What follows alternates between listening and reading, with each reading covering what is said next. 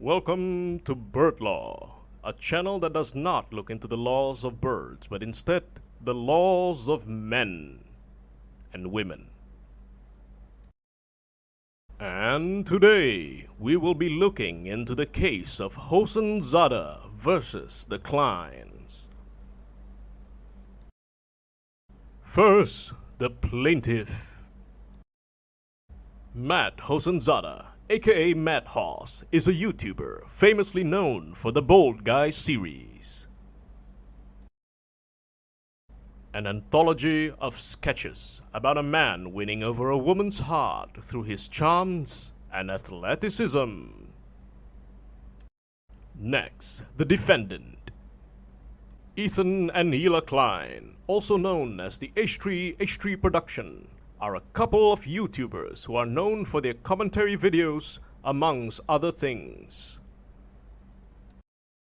On one fateful day, Ethan and Hila made a commentary video on one of Matt Hosseinzadeh Bold Guy series.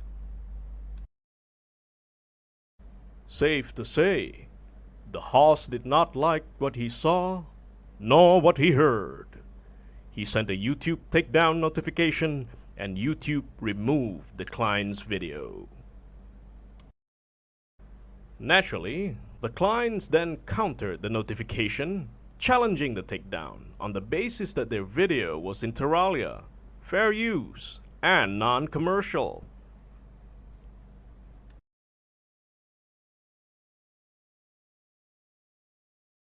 Matt Hoss then not only filed an action alleging copyright infringement, but also misrepresentations due to H3's countering of his takedown.